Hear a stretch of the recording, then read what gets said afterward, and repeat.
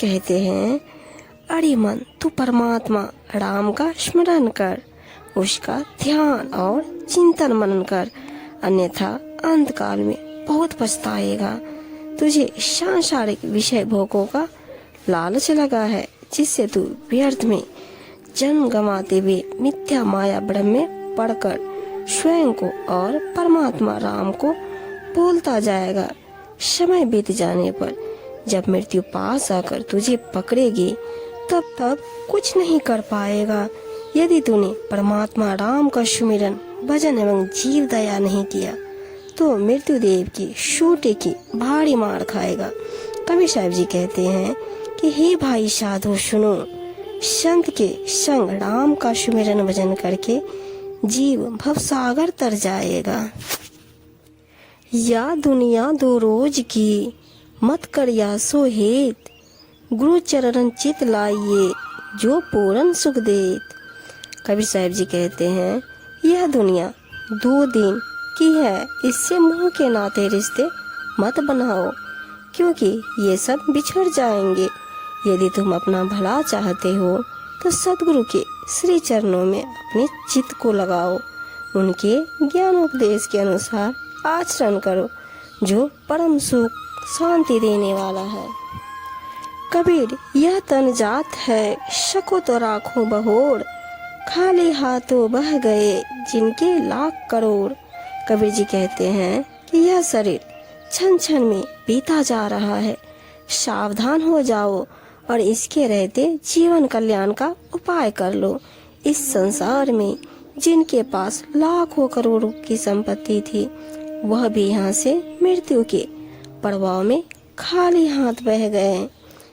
कबीर, तहाँ न जाइए जहाँ कुल को हेत, साधुपनो जाने नहीं, नाम बाप को लेत। कबीर जी कहते हैं कि वहाँ पर मत जाओ जहाँ अपने पूर्व के कुल परिवार का संबंध हो, क्योंकि वहाँ के लोग आपकी साधुता और मान मर्यादा को नहीं जान सकते। वह अपने संबंधियों के अनुसार ही पिता का नाम लेकर पुकारेंगे तथा वैसा ही व्यवहार करेंगे। कभी संगी साधु का दल आया भरपूर, इंद्रिन को तब बांध दिया, या तन किया घोर। कबीर जी कहते हैं कि संतों के साथी अर्थात उनके सद्गुण सत्य, दया, क्षमा, समता, त्याग, विवेक तथा वैराग आदि का समूह जब हृदय में आया, तो संतों ने सब इंद्रियों को अपने वश में करके शरीर की व्याधियों को समाप्त कर दिया, अर्थात तन मन को वश में कर लिया। संसार जीव के लिए कर्म क्षेत्र है, इसमें जो जैसा कर्म करता है उसे परमात्मा की ओर से वैसा ही फल प्राप्त होता है। अज्ञानी जीव माया मोह के वशीभूत होकर स्वयं को और स्वयं को बनाने वाले परमात्मा को भूल जाता है। इसी से अहंकार और क्रोध की उत्पत्ति होती है। जीव को माया मोह से मुक्ति का सरल उपाय सद्गुरु ही बता सकते हैं। सद्गुरु ही जीव को भव सागर से पार उतरने का उपाय, परम आनंद प्राप्त करने और परमात्मा से मिलने की राह बता सकते हैं। कबीर साहब जी कहते हैं, यह जग विष की बेलरी, गुरु अमृत की खान, शीश दिए जो गुरु मिले तो भी सस्ता जान। जगदंतर ने सृष्टि का सृजन अपने भक्तों के लिए ही हित के लिए किया है और भगवत भक्ति से ही मोक्ष की प्राप्ति होती है। भक्ति नहीं तो शक्ति नहीं, शक्ति नहीं तो सृष्टि नहीं, अर्थात सृष्टि का मूल भक्ति ही है। यह भक्तों से है, भक्तों के लिए और भक्तों के द्वारा है।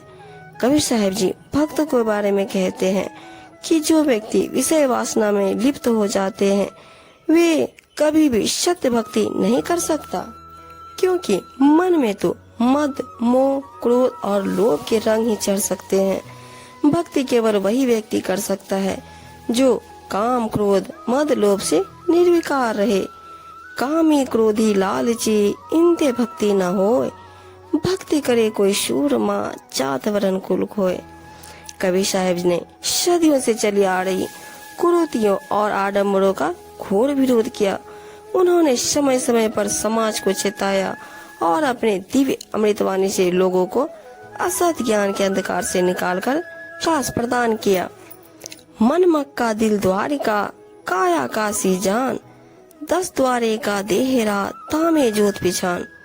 जीवन की प्रत्येक विपरीत और विषम परिस्थिति में कबीर साहब की अमृतवाणी मनुष्य का मार्गदर्शन करती हुई प्रतीत होती है। कबीर साहब के अनुसार कुछ लोग सांप्रदायिक जड़ता को एक परंपरा की तरह वहन करते हैं। वास्तव में यह आडंबर है, और जो लोग आडंबर रचते हैं वे सत्य ज्ञान से मीलों दूर होते हैं। माथे पर तिलक लगाकर, कानों में मोटे मोटे कुंडल धारण करके और सिर पर जटाएं बढ़ा लेने से ही कोई योगी नहीं बन जाता। शरीर को कष्ट देकर और मन को स्वतंत्र रखकर भी कोई योगी नहीं बन सकता। वास्तविक योगी तो वह है जो तन और मन दोनों को साध ले। पाखंड और आडंबर रचने वाले योगी और साधु वास्तव में धूर्त होते हैं।